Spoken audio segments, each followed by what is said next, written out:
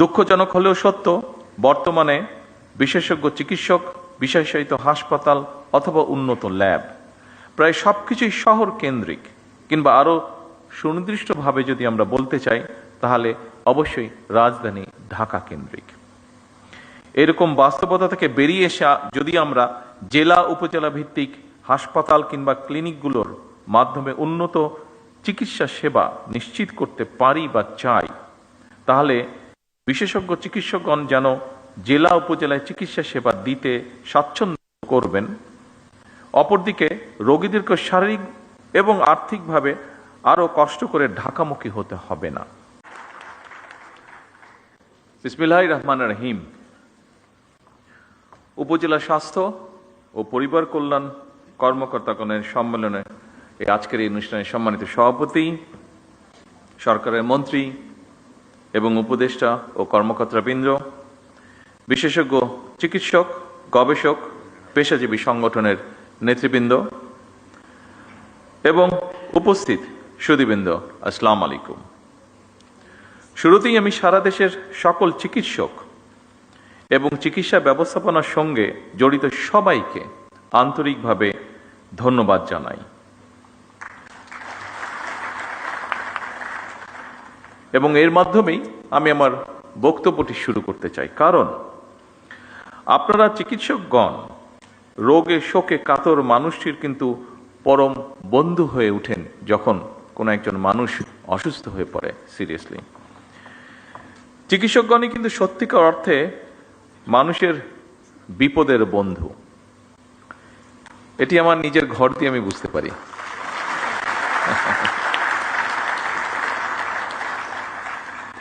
একজন চিকিৎসকের উপদেশ, আন্তরিক ব্যবহার একজন রোগীর কাছে অনেক সময়, অধিকাংশ সময় বলা যায় প্রায় সব সময় কিন্তু ঔষধের মতন কাজ করে। ফলে একজন চিকিৎসকের জন্য পেশাগত উৎকর্ষতার পাশাপাশি একজন মানবিক মানুষ হিসাবেও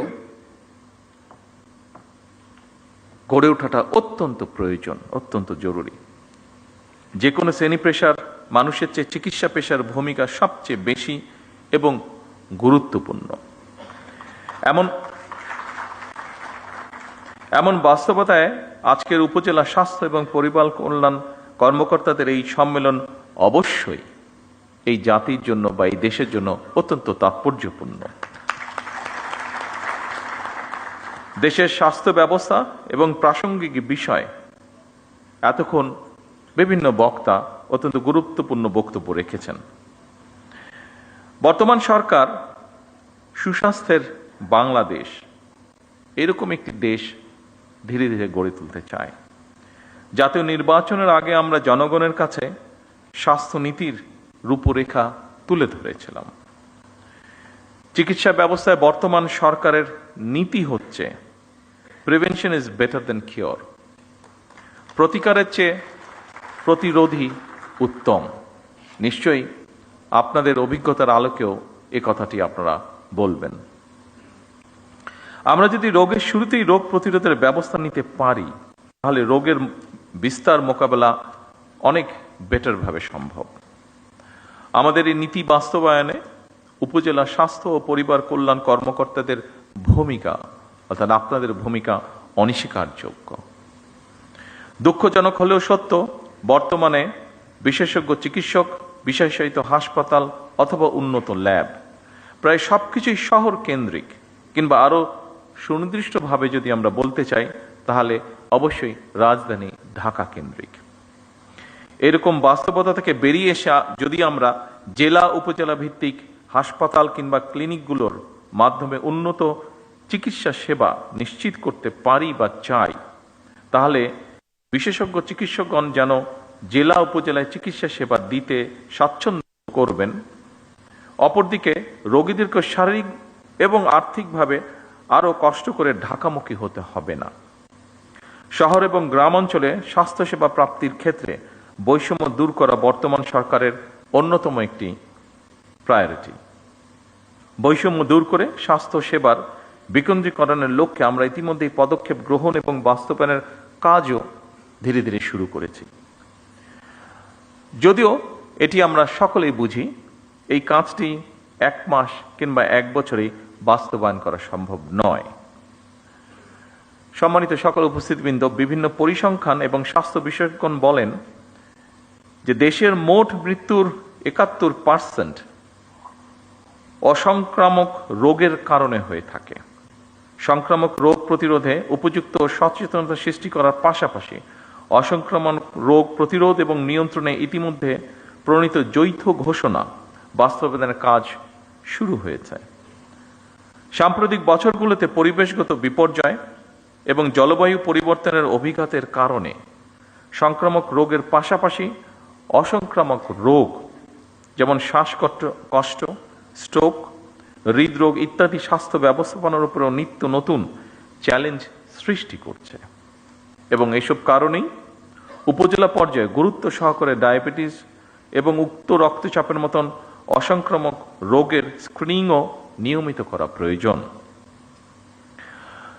উপস্থিতিবৃন্দ, জীবনযাপনের ধরন পরিবর্তন করার ব্যাপারেও জনগণের মধ্যে অবশ্যই সচেতনতা তৈরি করাটা অত্যন্ত জরুরি, যা আপনাদের মাধ্যমে করাটা অনেক সহজ।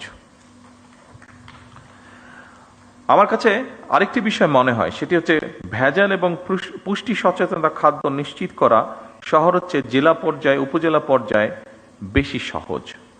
কারণ প্রতিরোধ ব্যবস্থাপনায় জনস্বাস্থ্য সুরক্ষার মৌলিক ভিত্তি। আমাদের সরকার, বর্তমান সরকার বিশ্বাস করে UHF এর PA অর্থাৎ উপজেলা স্বাস্থ্য ও পরিবার কল্যাণ কর্মকর্তাগণ বাংলাদেশের স্বাস্থ্য ব্যবস্থার মূল চাবিকাঠি।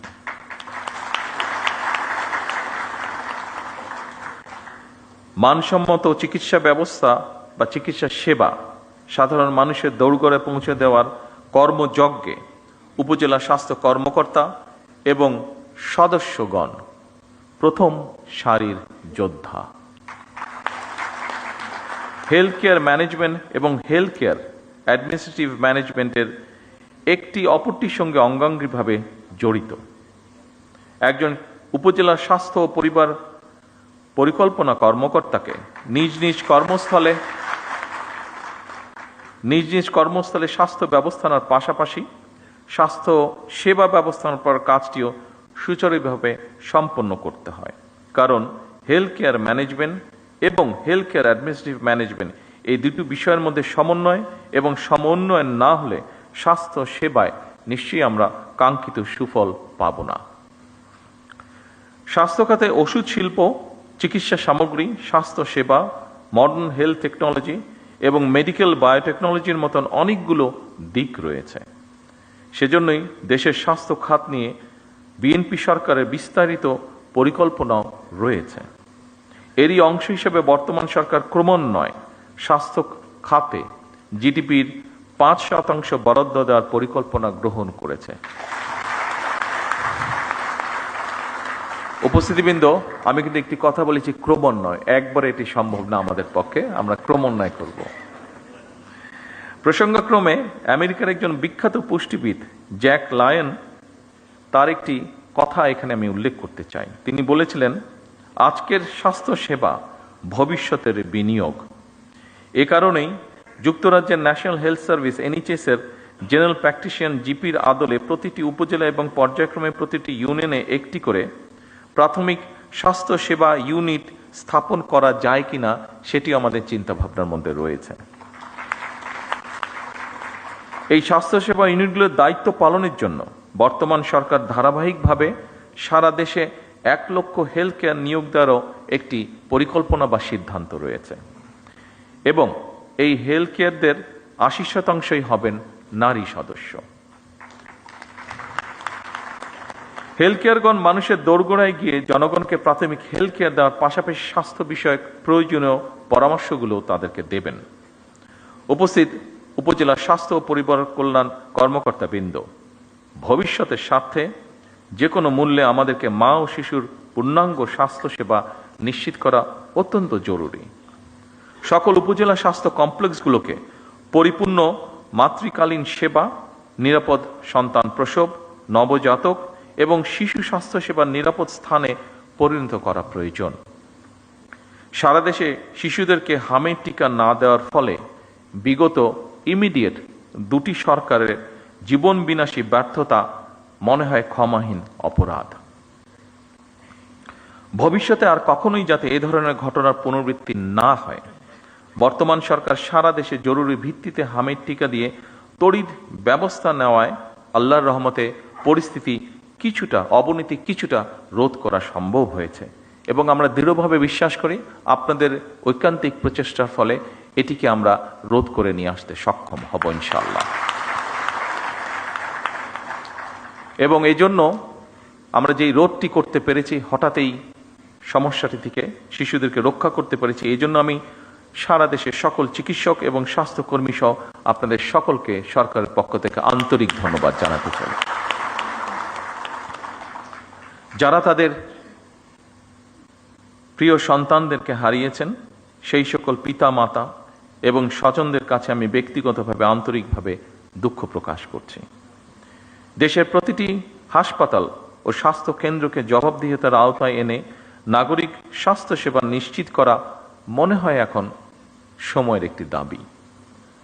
আমাদের অবশ্যই মনে রাখা প্রয়োজন, স্বাস্থ্য এবং চিকিৎসা সেবা নিশ্চিত করা এটি নাগরিকদের প্রতি রাষ্ট্রের করুণা নয়, বরং সুচিকিৎসা নিশ্চিত করা রাষ্ট্রের কর্তব্য। সুচিকিৎসা পাওয়া নাগরিকদের মৌলিক অধিকার।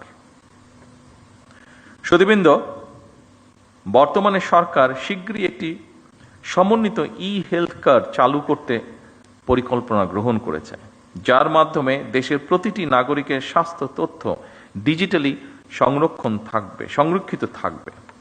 এতে যে কোনো নাগরিক প্রয়োজনে দেশের যে কোনো হাসপাতালে সহজেই চিকিৎসা সেবা গ্রহণ করতে পারবেন।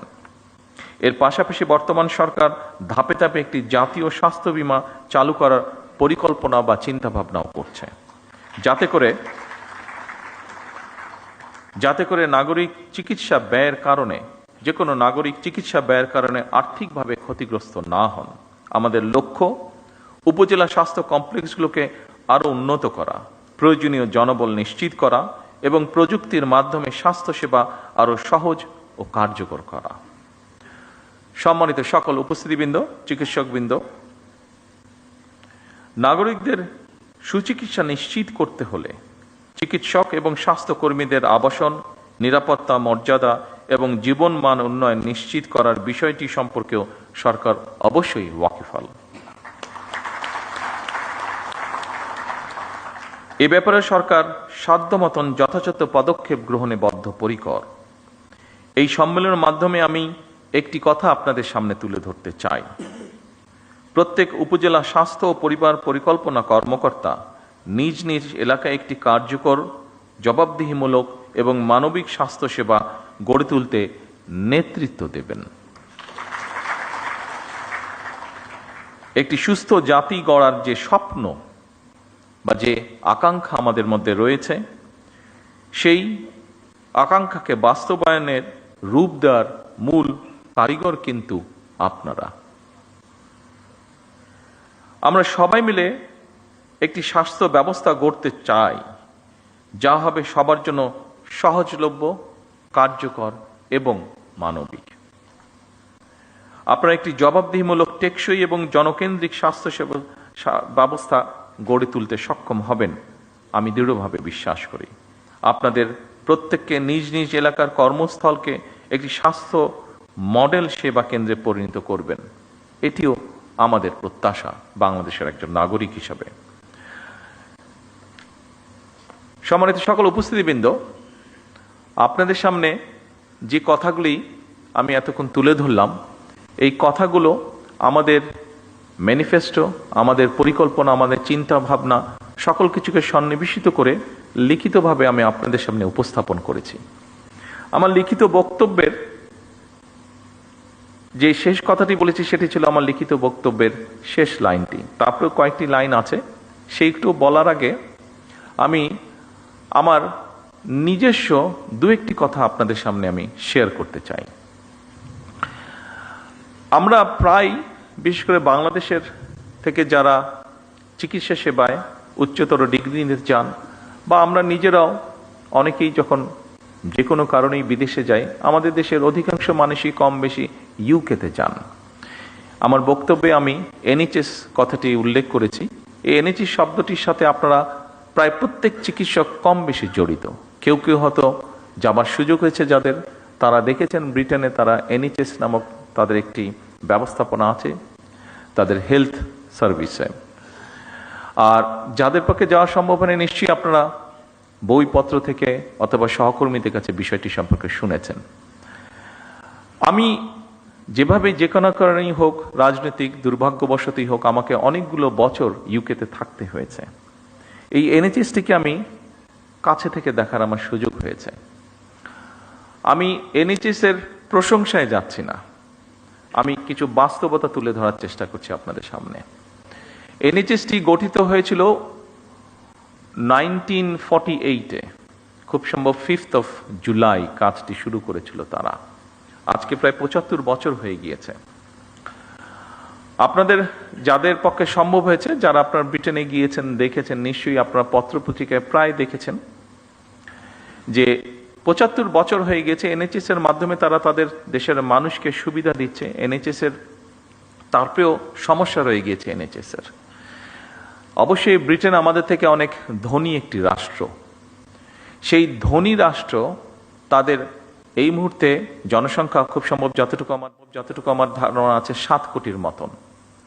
সেই এনএইচএস এর মতন একটি প্রতিষ্ঠান যার বয়স হচ্ছে 75 বছর, ব্রিটেনের মতন একটি রাষ্ট্র যার অর্থনৈতিক অবস্থান আমাদের থেকে অনেক বেশি শক্তিশালী, ব্রিটেনের মতন একটি দেশ যার জনসংখ্যা আমাদের 3 ভাগের 1 ভাগ, সেখানেও সরকার এনএইচএস কে চালাতে, এনএইচএস এর মাধ্যমে জনগণকে স্বাস্থ্য সুবিধা দিতে হিমশিম খাচ্ছে।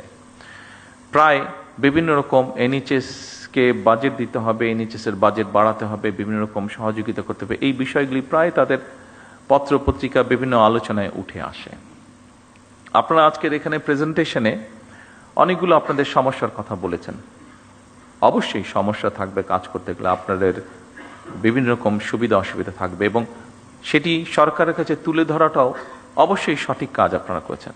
তবে সকল চিকিৎসকবৃন্দ উপস্থিত সহ আরও যারা এখানে উপস্থিত আছেন, দেখুন আমরা কিন্তু এদেশেই হয়েছি।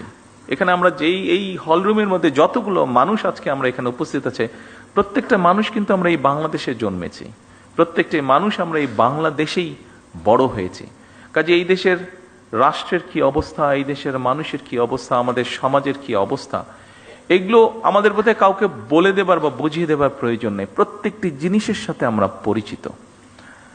সেজন্যই আজকে আমি বলছি না একবারও, আমার অবস্থান থেকে আমি আপনাদেরকে বলছি না যে আপনারা যে সকল সমস্যাগুলো, আপনাদের কাজ করতে গিয়ে যে সকল সমস্যাগুলো আপনারা ফেস করেছেন সেগুলো গভর্নমেন্ট অ্যাড্রেস করবে না বা করতে পারবে না, এরকম কোনো কথা বলছি না। তবে সরকারের পক্ষ থেকে আমি আপনাদের সহযোগিতা চাইছি, আপনাদের সাহায্য চাইছি। আমি কেমন করে? দেখুন, যেই কথাটি আমি বললাম যে আমরা আমাদের দেশের অর্থনৈতিক অবস্থা বলুন, সামাজিক অবস্থা বলুন, প্রত্যেকটি জিনিস সম্পর্কে আমরা জানি, ধারণা আছে। আমি আগেই বলেছি যে এনএইচএস এর মতন একটি প্রতিষ্ঠান যেই দেশে আছে সেই দেশকেও হিমশিম খেতে হচ্ছে সেটিকে সাপোর্ট দেওয়ার জন্য। তাদের থেকে অর্থনৈতিকভাবে আমরা অনেক পিছিয়ে আছি। আর এর মধ্যে কি হয়েছে না হচ্ছে আপনাদেরও কম বেশি ধারণা আছে। আমি সেই বিতর্কে যাচ্ছি না, সেই বিস্তারিত বিবরণেও যাচ্ছি না। আমরা যদি প্রত্যেকে, যেমন যেই প্রেজেন্টেশনটি প্রথম দিকে আমরা দেখেছি একটা বইয়ের বিভিন্ন পাতা, ওই বইটা মনে হয় আপনাদের কাছে আছে, এখানেও আছে, এটা 6 নম্বর পেজে স্বাস্থ্য প্রতিমন্ত্রী সাহেব, আমি ওনাকে তখন বলছিলাম যে আবর্জনার একটি উপজেলা স্বাস্থ্য কমপ্লেক্সের সামনে একটি অ্যাম্বুলেন্স দাঁড়িয়ে আছে এবং সাইডে অনেকগুলো আবর্জনা পড়ে আছে। এটা স্বাস্থ্য প্রতিমন্ত্রী সাহেব উনি বলেছেন যে এই ময়লাটাকে পরিষ্কার করার জন্য খুব বেশি রিসোর্সের প্রয়োজন নাই, এটিকে পরিষ্কার করার জন্য একটি ইচ্ছা শক্তির প্রয়োজন, এটিকে পরিষ্কার রাখার জন্য একটি মন মানসিকতার প্রয়োজন।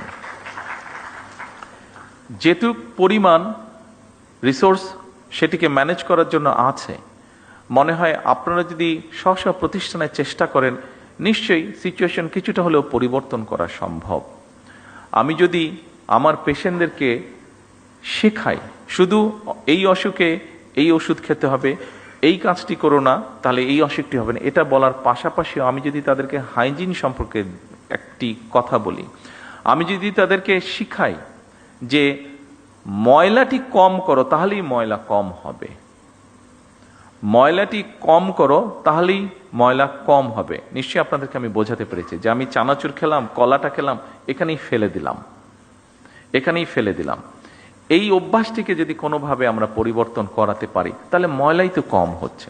আমরা সকলে মিলে যদি চেষ্টা করি, আপনাদেরকে আমি একটি আমার ঘটনা বলি, আমি এটি বোঝানোর জন্য বলছি, অন্য কোনোভাবে দয়া করে নেবেন না ঘটনাটি। সেটি হচ্ছে 1997 সালে একটি রোড মার্চ হয়েছিল, রাজনৈতিক একটি রোড মার্চ হয়েছিল বাংলাদেশ জাতীয়তাবাদী দলের নেতৃত্বে, ঢাকা থেকে পঞ্চগড়। বগুড়াতে নাইট স্টে ছিল, যেহেতু বগুড়াতে একদিন নাইট স্টে ছিল পুরো কনভয়ের হাজার হাজার লোকের, তো স্বাভাবিকভাবে আমি কয়েকদিন আগে বগুড়াতে চলে গিয়েছিলাম, যেহেতু নিজের জেলা, সবাই দেশের বিভিন্ন জায়গা থেকে নেতা কর্মীরা সহ সমর্থকবৃন্দ সাধারণ মানুষ আসবে ওই কনভেতে, কয়েক হাজার মানুষ, একটা তো ম্যানেজমেন্ট থাকতে হবে, থাকা খাওয়া সবকিছু। তো আমরা যেখানে বড় একটি স্কুল মাঠে প্যান্ডেল করেছিলাম, তো সেখানে আমরা সবাই এসে পৌঁছতে সুন্দরভাবে, গরমের দিন, মাসটা মনে নেই, তবে সামার ছিল, গরম ছিল। তো আমরা সকল মানুষ যাতে এসে অন্তত একটু হাত মুখ ধুতে পারে, অজু করতে পারে, গোসল করতে পারে, এরকম একটা ব্যবস্থা রেখেছিলাম। তো স্বাভাবিকভাবে স্কুল মাঠ নিয়েছিলাম, মাঠের মধ্যে যদি পানি পড়ে ন্যাচারালি কাদা হয়ে যাবে, তো আমরা নিচে বালি দিয়ে উপরে ইট জাস্ট বিছিয়ে দিয়েছিলাম। তো ওই কাজটা যাদেরকে দিয়েছিলাম তাদেরকে কাজের ডাইরেকশন সবকিছু দিয়ে আমি অন্য কাজ দেখতে চলে গিয়েছিলাম। এটি সকালের ঘটনা। রাত্রে যখন আমি প্রায় 9টার দিকে আসলাম, এটি আগের দিনের ঘটনা, যেদিন রোড মার্চ আসবে আগের দিনের ঘটনা, 9টার দিকে আসলাম, দেখলাম যে ইটগুলো নিয়ে আসা হয়েছে। যাদেরকে ইটের কথা বলেছে, আমাদেরই এক নেতা ছিল, তার ইটের ভাটা ছিল, সে বলেছে যে আমি ইট দেবো। ঠিক আছে, ভেরি ওয়েল, তাহলে আমাদের ইট আর কিনতে হয়নি। তো আমি এসে দেখলাম যে ইটগুলা এসে ইট ভাটা থেকে এসে এক জায়গায় স্ট্যাক করে রেখে গিয়েছে। তো আমি বললাম যে কি ব্যাপার, এগুলো বিছানো হয়নি কেন? তো তখন আমাকে সবাই বললো যে লেবার যারা আসার কথা ছিল এখনো আসেনি, হয়তো আসবে, তারপরে বিছাবে। তো শুনে আমার মেজাজটা একটু খারাপই হলো। আমি কাউকে কিছু বললাম না, আমি চারিদিকে আমাদের নেতা কর্মীরা আছে, আমি হাঁটা ধরলাম স্টেকের যেখানে ইটগুলা সব রাখা ছিল, আমি গিয়ে 2 হাতে 2টা ইট ধরে, এখানে শাওলম আছে, খুব সম্ভব ওর বোধহয় ঘটনাটি মনে আছে, আমি 2 হাতে 2টা ইট নিয়ে যেখান থেকে বিছানোর কথা ছিল ওখানে আমি বিছানো ধরলাম। স্বাভাবিক আমি যখন ইট নিয়ে আসা যাওয়া শুরু করেছি, সব নেতাকর্মী 2টা করে ইট ধরলো। বিশ্বাস করবেন 1 থেকে 1.5 ঘন্টার মধ্যে পুরো কাজটা কমপ্লিট হয়ে গেল।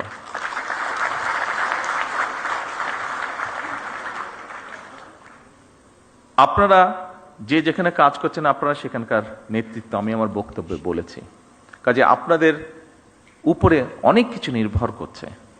আমি জানি আপনাদের সমস্যা আছে, আমি একটু আগে বলেছি এনএইচএস তারাও সমস্যার ভিতর দিয়ে যাচ্ছে, কাজে আমাদের যাওয়ারই কথা, তাদের অর্থনৈতিক অবস্থা অনেক শক্তিশালী। কিন্তু আপনারা যদি, এটি আপনার প্রতিষ্ঠান, ওখানে আপনি নেতৃত্ব দিচ্ছেন, আপনি যদি চান, 100% সম্ভব না, বাট অনেক সমস্যার সমাধান করা সম্ভব। চেষ্টা করে দেখুন, আমি দৃঢ়ভাবে বিশ্বাস করি আপনারা পারবেন। আপনারা পারবেন বলেই কিন্তু আপনাদের কাছে এই প্রত্যাশাটা করছি। সরকার একা কিছু পারবে না। সরকারকে যদি আপনারা সহযোগিতা আপনারা করেন, আমাদের প্রত্যেককে এগিয়ে আসতে হবে। দেখুন, আজকে ছুটির দিন, আমারও ইচ্ছা করে যে স্বাভাবিক আমার পরিবারের সাথে একটু সময় দিই। গতকাল শুক্রবার ছিল, গতকালকেও রাত্রি 12:30 আমি বাসায় ফিরেছি বিভিন্ন কর্মসূচি সেরে। আজকেও আপনাদের এখানে এসেছে, আজকেও আমার বাসায় ফিরতে ওরকমই হবে যেগুলো প্রোগ্রাম আছে। ফলে আজকেও ছুটির দিনেও আমি আমার পরিবারের সাথে থাকতে পারিনি। একই অবস্থা আপনাদের। কিন্তু যে কথাটি আমি বলতে চাচ্ছি, দেশটি তো আমাদের সবার, দেশটি আমাদের সবার। আমরা সকলে মিলে যদি চেষ্টা করি একটু একটু করে, আমি বলছি না যে আপনারা সবাই একজনই সব করে ফেলবেন, কিন্তু সবাই যদি একটু একটু করে আমরা করি, একটু তো পরিবর্তন নিশ্চয়ই হবে। কেন হবে না? অবশ্যই হতে হবে। অন্য দেশের মানুষ যদি পারে, আমরাও পারবো। আমি সংক্ষিপ্ত একটি ঘটনা বলে, এই ঘটনাটি 2 দিন আগের ঘটনা, সংক্ষিপ্ত একটা ঘটনা বলে আমার বক্তব্য শেষ করব, কারণ সময় চলে যাচ্ছে, আপনাদেরও কাজ আছে, যেতে হবে। ঘটনাটি হচ্ছে, আপনাদের একটি নামের সাথে মনে হয় আপনারা সবাই না হলেও বেশ কিছু মানুষ পরিচিত আছেন। ফাতেমা নামে একটি নাম। এই মেয়েটি আমার আম্মার সাথে জেলেও ছিলেন, যেহেতু আম্মা অসুস্থ ছিলেন। ও অনেক বছর ধরে আছে, আমাদের পরিবারের একজন সদস্য হয়ে গিয়েছে সে। তো এখন 2 দিন আগে তার এক আত্মীয়, ওর বাড়ি বরিশালের দিকে। তো দুদিন আগে তার এক আত্মীয়, আমরা এখানে প্রসূতি মায়ের কথা বলেছি, তার এক আত্মীয় তার এরকম কমপ্লিকেসি দেখা দেবার পরে হাসপাতালে নেওয়া হলো। হাসপাতালে নেওয়ার সাথে বরিশাল হাসপাতালে নেওয়া হলো। বরিশাল হাসপাতালে নেওয়ার সাথে সাথে তারা বললো বিভিন্ন রকম কমপ্লিকেসি, ওখানে ইনকিউবেটর বলতে আপনি পাঠিয়েছেন না একমিশন তো নেই, তাকে সাথে সাথে ঢাকায় রেফার করা হচ্ছে। কিন্তু আমি যতটুকু শুনছি, আমি তো আর ডাক্তার না, বাট আমি যতটুকু বাসায় যাওয়ার পরে আমার স্ত্রীর কাছে শুনলাম যে সামান্য বেসিক জিনিসটা ওখানে দেওয়া সম্ভব হয়নি বা দিচ্ছে না, ঢাকায় সাথে সাথে পাঠিয়ে দিচ্ছে। কিন্তু ফাতেমা স্বাভাবিকভাবে আমার ওয়াইফকে বলেছে, উনিও দু একজনের সাথে কথা বলেছেন, সেই জন্য ফাতেমা সেই আত্মীয় খুব স্বাভাবিকভাবে বেটার চিকিৎসা পেয়ে গিয়েছে। কিন্তু প্রশ্নটি সেটা হচ্ছে, সবাই তো ফাতেমা না, বা সবাই ফাতেমার আত্মীয় না। ফাতেমার আত্মীয় হয়তো, সে যেহেতু ফাতেমা ছিল সেই জন্য আমার স্ত্রী ঘটনাটি জানতে পেরেছে, স্বাভাবিকভাবে উনি টেক কেয়ার করেছেন। তার আত্মীয়টা বাচ্চাটা হয়েছে বাট অসুস্থ, তারপরেও মোটামুটি ভাবে ম্যানেজ করা গিয়েছে, ঢাকায় আর আনতে হয়নি খুব সম্ভবত, যতটুকু আমি জানি। আর সামহাও মিনিস্টার সাহেবও জানার পরে উনিও কিছুটা ইন্টারফেয়ার করেছেন, ফলে এখান থেকে সাথে সাথে একটা মেশিন বোধহয় ছিল না, মেশিনটা বোধহয় পাঠানো হয়েছে, ফলে ওর আত্মীয়র বদলতে অনেকগুলা শিশু এখন সেই সুবিধাটা পাবে, অনেকগুলা শিশু সেই কষ্ট থেকে বা সেই সমস্যা থেকে, সেই বিপদ থেকে বেঁচে যাবে। কিন্তু যেই কথাটা আমি বলতে চাইছি, ওখানে যারা দায়িত্বরত ছিলেন তারা যদি আরো একটু যত্নশীল হতেন, তারা যদি আরো একটু কেয়ারফুল হতেন, তাহলে হয়তো অনেকগুলো সমস্যাকে এড়ানো যেত, সব না হলে অনেকগুলো সমস্যাকে এড়ানো যেত। আপনাদের কাছে আমার অনুরোধ থাকবে, এই দেশের একজন নাগরিক হিসাবে আমাদেরকে সাহায্য করুন, সরকারকে সাহায্য করুন, যেন আমরা কাউকে ফাতেমার আত্মীয় হওয়ার প্রয়োজন হবে না।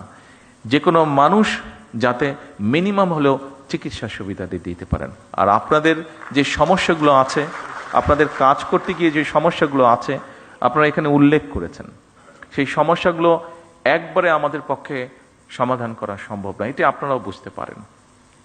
তবে প্রথম যেই সমস্যাটির আপনারা কথা বলেছেন, নিরাপত্তা আপনাদের একটি বিষয়, যেটাতে প্রথমেই আপনারা হাততালি দিয়েছেন, আমি জিজ্ঞেস করলাম যে ওটাতে আপনারা হাততালি দেন, খুব সময় 3 নম্বর পয়েন্ট ছিল বোধহয় ওটা। এই 3 নম্বর পয়েন্টটি এখানে স্বরাষ্ট্রমন্ত্রী সাহেব আছেন, ওনার সাথে আমি আজ না হয় কালকেই স্বাস্থ্যমন্ত্রীকে নিয়ে, প্রতিমন্ত্রীকে নিয়ে এবং সেক্রেটারি সাহেবকে নিয়ে ইমিডিয়েটলি আমি স্বরাষ্ট্রমন্ত্রী সাহেবের সাথে বিষয়টি আলাপ করব। কারণ স্বভাবতই আমি যদি আমার নিরাপত্তা নিয়ে চিন্তিত থাকি, অন্য কোনো কাজে আমি কনসেন্ট্রেট করতে পারবো না। সেই জন্য আমরা সরকারের পক্ষ থেকে চেষ্টা করব এই বিষয়টি কিভাবে ইমিডিয়েটলি অ্যাড্রেস করা যায়। বাকি সমস্যাগুলো ইনশাল্লাহ পর্যায়ক্রমিকভাবে, একটি দুঃখজনক দুর্ঘটনা ঘটেছে, সেটি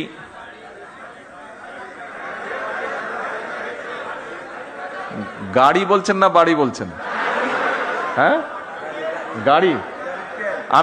আমি আসছিলাম সেটাতেই আমি আসছিলাম জি, টেইলার ড্রাইভার, সেটাতেও আমি আসছিলাম। দেখুন,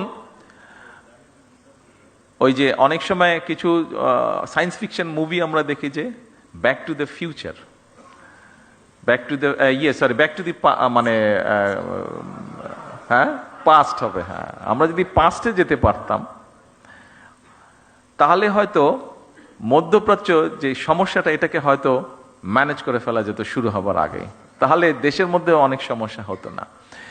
তেলের যেই কিছু কিছু ক্ষেত্রে বিভিন্নভাবে কিছু অসুবিধা হচ্ছে, যেটি আপনারা বলেছেন, অবশ্যই ইট ইজ নিডেড। একটু সময় দিন আমাদেরকে, আমরা যেহেতু পিছন তো যেতে পারবো না, সামনে পিছনে যেই সমস্যাটা তৈরি হয়েছে এটার জন্য আরো সমস্যা তৈরি হয়েছে, আমাদেরকে অতিরিক্ত অনেক বেশি দাম দিয়ে দেশের মানুষ যাতে স্বাভাবিকভাবে সবকিছু রাখতে পারে, আমাদের যেরকম ভর্তুকির পরিমাণ বাড়াতে হয়েছে জ্বালানিতে, একইভাবে ইন্টারন্যাশনাল মার্কেট থেকে $2 বিলিয়নেরও বেশি ডলার দিয়ে আমাদেরকে ইমিডিয়েট তেল ক্রয় করতে হয়েছে। তার ফলে সরকারের বা জনগণের অনেকগুলো অর্থ খরচ হয়ে গিয়েছে।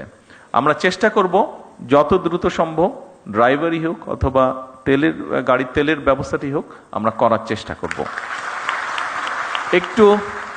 একটু সময় দিতে হবে আমাদেরকে, একটু সময় লাগবে, পুরো জিনিসটা ম্যানেজ করার জন্য একটু সময় লাগবে। আপনারা একটু ধৈর্য ধরেন, ইনশাল্লাহ বাকিগুলো ধীরে ধীরে আমরা করব। তবে নিরাপত্তার বিষয়টি আমরা ইনশাল্লাহ ইমিডিয়েটলি দেখব। সকল চিকিৎসকবৃন্দ, বক্তব্য শেষ করার আগে দিয়ে আবারও আমি আপনাদের কাছে সহযোগিতা চেয়ে যাচ্ছি। সরকারকে দয়া করে, সরকারকে বাদ দেন, আপনি মানুষকে সহায়তা করুন, মানুষকে সহযোগিতা করুন, মানুষকে হেল্প করুন। কারণ সে আপনারই কেউ না কেউ, সে আপনারই একজন, সে আপনার এই সমাজের একজন সদস্য, সে আপনার এই দেশের একজন নাগরিক। আসুন আমরা, যেহেতু এখানে আমরা যারা উপস্থিত আছি, এই ঘরে যে কজন মানুষ আমরা উপস্থিত আছে, আমরা কোনো না কোনোভাবে কিন্তু প্রিভিলেজড, কেউ কম কেউ বেশি, কিন্তু প্রত্যেকে প্রিভিলেজ, কেউ না বলতে পারবেন না, কিন্তু কোনো না কোনোভাবে প্রত্যেকে কিন্তু প্রিভিলেজড। বাংলাদেশের অধিকাংশ মানুষ, অধিকাংশ নাগরিক কিন্তু নট প্রিভিলেজড। আসুন যারা নট প্রিভিলেজড, আমরা অল্প সংখ্যক মানুষ যারা প্রিভিলেজড আছি, চেষ্টা করি কিভাবে নট প্রিভিলেজদেরকে কিছুটা সহযোগিতা করতে, কিছুটা সাহায্য করতে, কিছুটা তাদের কষ্ট লাঘব করতে। আমি বিশ্বাস করি যে কথাগুলো, যে অনুরোধগুলো আপনাদের সামনে আমি করেছি, আমরা সকলে মিলে চেষ্টা করলে নিশ্চয়ই অবস্থার পরিবর্তন করতে সক্ষম হব। আপনাদের সকলের সুস্বাস্থ্য, সকলের নিরাপত্তা কামনা করে আমার বক্তব্য শেষ করছি। আল্লাহ হাফেজ। বাংলাদেশ জিন্দাবাদ।